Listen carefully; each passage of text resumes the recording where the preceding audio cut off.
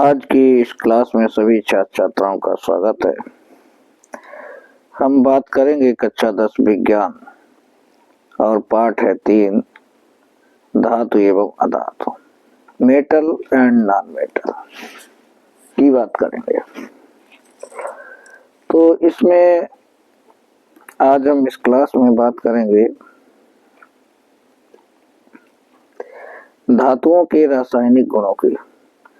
धातुओं के रासायनिक गुणों की बात करेंगे और इसमें जो बात करेंगे पहले नंबर पे धातुओं के रासायनिक गुणों में, तो वो बात रहेगी, किसकी बात रहेगी? पहला नंबर पे हेडिंग ही रहेगी धातुओं की वायु के साथ अभिक्रिया। तो धातुओं की वायु के साथ अभिक्रिया, ये हेडिंग रहेगी।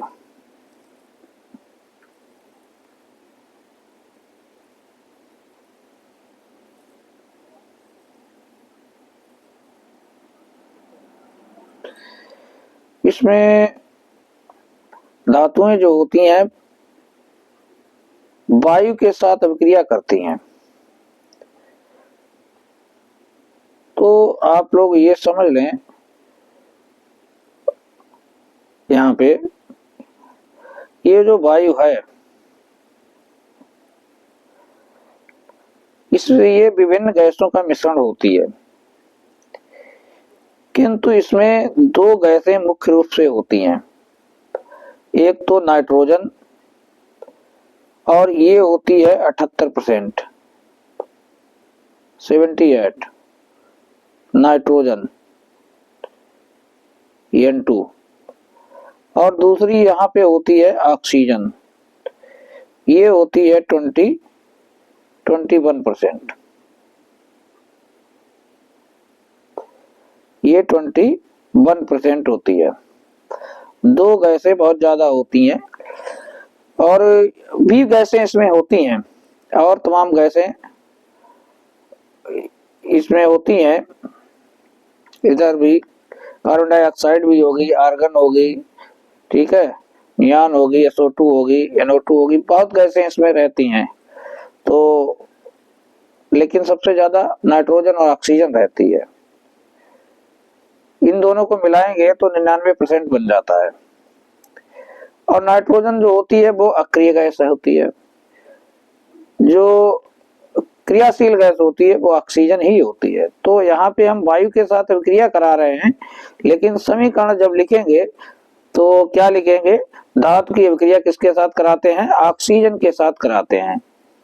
कई बच्चों के मन में ये प्रश्न उठता होगा कि हम अभिक्रिया करा रहे हैं वायु के साथ, और फिर यहाँ पे अभिक्रिया जब लिखते हैं तो यहाँ लिख देते हैं ऑक्सीजन, जबकि वायुमंडल में तो बहुत गैसें हैं, तो इसीलिए हम केवल ऑक्सीजन लिखते हैं। अभिक्रिया इसीलिए ऑक्सीजन के साथ कराते हैं। तो धातुएं ऑक्सीजन के साथ अभिक्रिया करके धातु ऑक्साइड बनाती हैं। ये धातु है, ऑक्सीजन से अभिक्रिया कराएंगे तो धातु ऑक्साइड बनेगा। कॉपर लिया गया है, ऑक्सीजन के साथ अभिक्रिया कराई तो क्या बना? Copper oxide. इसी तरीके से दूसरा एग्जाम्पल देखते हैं। एल्युमिनियम लिया गया, ऑक्सीजन लिया है और यहाँ पे क्या है? Al2O3, एल्युमिनियम ट्राइऑक्साइड लिख सकते हैं। तो इनके नाम भी आप नोट करते रहे। ये एल्युमिनियम ट्राइऑक्साइड हो गया, कॉपर ऑक्साइड हो गया, इनके तो नाम आपको पता है। ये कॉपर है, ठीक है, और ये क्या है? ये एल्युमिनियम है। तो इनके नाम जो हैं, इनके नाम नीचे लिखते जाएं। समीकरण जब आप लोग लिखें, सबसे अच्छा तरीका यही होता है, जब पढ़ाई करें तो अपनी कॉपी लेकर बैठे और पूरी बात नोट करते जाएं। चलिए, अब इससे जुड़ी हम कुछ रोचक जानकारी भी ले लेते हैं।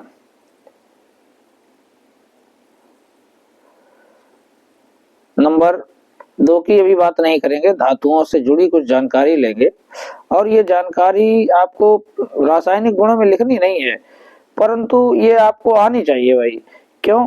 क्योंकि ये बहुत ज्यादा पूछी जाती है, इनसे प्रश्न संबंधित पूछ लिए जाते हैं। अब धातुएं ऑक्सीजन के साथ अलग अलग तरह से अभिक्रिया करती है, तो ये हम बात अब देखेंगे कैसे कैसे अभिक्रिया करेगी। तो सोडियम जो है, सोडियम देखिए क्या होती है, नंबर 1 पे हमने लिखा है सोडियम, और पोटेशियम की बात की है। तो सोडियम और पोटेशियम ये होती हैं बहुत ज्यादा क्रियाशील गैस, और ये वायु में ऐसे ही रख दो तो ये आग पकड़ लेती हैं, खुले में नहीं इसीलिए रखते हैं इनको। फिर किस में रखते हैं? कैरोसिन जो होता है तेल, उसमें डुबो के रखी जाती हैं ये, ठीक है, इसीलिए इन्हें कैरोसिन के तेल में डुबो के रखी जाती है। बहुत बार प्रश्न पूछा जाता है कि सोडियम को कैसे रखा जाता है, तो उत्तर आपको क्या देना है, कैरोसिन के तेल में डुबो के रखी जाती हैं। कभी कभी ये भी पूछ लेते हैं कि कैरोसिन में तेल के में डुबो के क्यों रखी जाती हैं, तो आपको ये उत्तर देना है वायु में खुला रखेंगे तो ये आग पकड़ लेती हैं। तो ये बात आपको ध्यान रखनी है। अब हम दूसरे नंबर पे देखते हैं, इसमें हमने क्या जानकारी लेनी है। मैग्नीशियम है, एल्युमिनियम है, जिंक है, और ये पीबी है। पीबी क्या होता है? इसे लेड कहते हैं या सीसा कहते हैं, ठीक है। तो ये सभी वायु में धीरे धीरे अभिक्रिया करते हैं, यानी कि आप ऐसे रख दो, सालों के बाद इसमें अभिक्रिया आपको नजर आएगी। और क्या दिखाई देगा? इन सब के ऊपर क्या एक परत चढ़ी हुई नजर आएगी, ठीक है, ऑक्सीजन की परत, ऑक्साइड की परत जिसे कहते हैं। मैग्नीशियम ऑक्साइड MgO बनेगा, AlO बनेगा, Al2O बनेगा, ZnO बनेगा, PbO बनेगा, ठीक है। अलग अलग रंग इनका बदल जाता है, मैग्नीशियम के तार का बदल जाएगा, एल्युमिनियम है नीला नीला पड़ जाएगा, काला पड़ जाएगा है। तो वो जो काला रंग पड़ जाता है या नीला रंग पड़ जाता है, तो वो किस वजह से पड़ जाता है? वो उस पर ऑक्साइड की परत चढ़ जाती है। ऑक्साइड की परत क्यों चढ़ती है? क्योंकि ऑक्सीजन से अभिक्रिया होती है, किंतु इस अभिक्रिया में बहुत समय लगता है। इसी प्रकार से हमने अगले नंबर पे यहाँ पे पढ़ेंगे, ये लोहा है, लोहे का ये प्रतीक रहता है, या फिर वायु में गर्म करने पर कोई अभिक्रिया नहीं करता है। लोहे को ऐसे वायु में आप गर्म करो, कौन सी अभिक्रिया करेगा? कोई करता नजर आएगा? नहीं करेगा। लेकिन आप लव चूर्ण दे दें, चूने की तरह, पिसा हुआ आटे की तरह, तो इसको अगर गर्म करो भैया, तो ये क्या होता है? तो ये जलने लगता है? लोहे का चूर्ण जो होता है फिर वो जलने लगता है। आपने देखा होगा छोटा लोहा बिल्कुल आग की तरह लाल लाल जलने लगता भी है। इसके बाद हमने अगले पॉइंट पे बात करेंगे Cu कॉपर। कॉपर जो होता है वायु की उपस्थिति में काले रंग की परत चढ़ जाती है कॉपर के ऊपर। कॉपर आप जानते ही हैं, तार वगैरह इसके देखने को मिलता रहता है, इस पे रखा रहे खुले में तो इस पे काले रंग की परत चढ़ जाती है। इसी प्रकार चांदी है, ये सिल्वर जिसको कहते हैं, सोना Au इसका प्रतीक होता है। ये भी वायु के साथ, ये भी आप सोचते हैं कि वायु के साथ अभिक्रिया करते हैं, तो ये ज्यादा नहीं करते हैं, लेकिन ये थोड़ा अभिक्रिया करता है। चांदी तो अभिक्रिया कर लेती है, लेकिन अच्छी चांदी बहुत बेहतरीन क्वालिटी की है तो वो बहुत मुश्किल से अभिक्रिया करती है। सोना बिल्कुल अभिक्रिया नहीं करता है। तो सोना जो है, इसमें मुख्य रूप से सोने की बात करें तो ज्यादा सही रहेगा। सोना जो है वो आप देखते हैं आभूषण के रूप में हम लोग यूज इसीलिए करते हैं सोना चांदी के, क्योंकि ये जल्दी जल्दी जो है अभिक्रिया करते ही नहीं है। चांदी भी अगर अच्छी क्वालिटी की है तो ये भी अभिक्रिया नहीं करती है, तो इसीलिए इनके आभूषण हम लोग यूज करते हैं। चलिए, ये तो हमने सामान्य जानकारी ले ली है। इसके बाद ऑक्साइड की बात, उभयधर्मी ऑक्साइड भी बनाते हैं ये, ठीक है। ये रासायनिक समीकरण में हम गुण ध्यान रख लेंगे, इसको लिख देंगे, जब हमसे रासायनिक गुण पूछे जाएंगे तो लिखेंगे। उभयधर्मी ऑक्साइड बनाते हैं ये, ठीक है। तो इसको देखते हैं उभयधर्मी ऑक्साइड कैसे बनाते हैं। वे धातु ऑक्साइड जो अम्ल तथा क्षारक दोनों से अभिक्रिया करते हैं और लवण और उत्पाद में जल और लवण बनाते हैं। तो ये देखो ऑक्साइड यहाँ पे लिया गया, एक बार अम्ल से अभिक्रिया कराई गई है, तो ये क्या है? एल्युमिनियम का ऑक्साइड है, ठीक है। और ये क्या है? हाइड्रोक्लोरिक अम्ल है, Al3L3 एल्युमिनियम क्लोराइड हो गया, ठीक है। ट्राइक्लोराइड लिख दें, ये जल बन गया। तो ये क्या है? ये लवण बना है, और ये क्या बना है? ये बना है जल। ऐसे ही ये क्या है? एल्युमिनियम का ऑक्साइड है। अब ये क्षार से अभिक्रिया कराई, एक बार क्षार से अभिक्रिया कराई गई है और एक बार अम्ल से अभिक्रिया कराई गई है, यहाँ पे अम्ल से अभिक्रिया कराई गई है। तो दोनों बार क्या प्राप्त हुआ है, ये तो लवण प्राप्त हुए हैं, दोनों बार लवण और जल प्राप्त हुआ है। तो हमें ये ध्यान रखना है। तो यहाँ पे कम से कम आपको एक समीकरण याद रखनी चाहिए, दो अगर याद नहीं रख पाते हैं तो। चलिए इसके बाद हम आगे बढ़ते हैं। अब नंबर 2, मुख्य रूप से नंबर 2, अब इसकी बात करेंगे रासायनिक गुणों में। नंबर ऑक्साइड वाली बात लिख सकते हैं रासायनिक गुणों में, अच्छी बात है, ठीक है। लेकिन मुख्य रूप से जो किताब में दी है उस पॉइंट को हम ले रहे हैं। जल के साथ अभिक्रिया, तो जल के साथ अभिक्रिया आप कराएंगे। धातु जो है अगर जल के साथ अभिक्रिया करके क्या बनाते हैं, धातु ऑक्साइड या हाइड्रोक्साइड बनाते हैं प्लस हाइड्रोजन गैस देते हैं, ठीक है।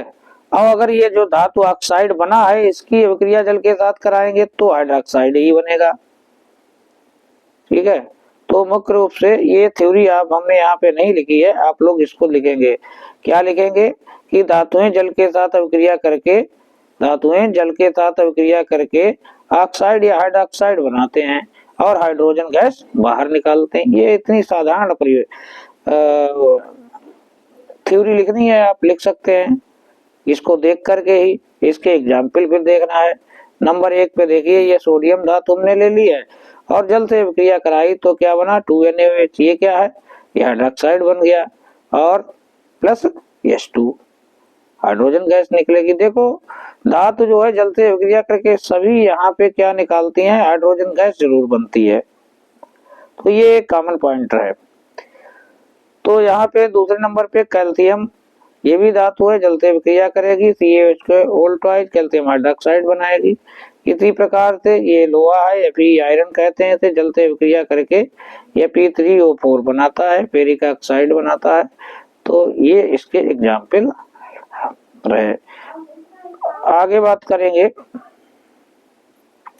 कुछ और जानकारी हमने ली है तो ये भी एक बार रिवाइज कर लेते हैं। अलग अलग धातु जल को अलग अलग अवस्था में अभिक्रिया करते हैं।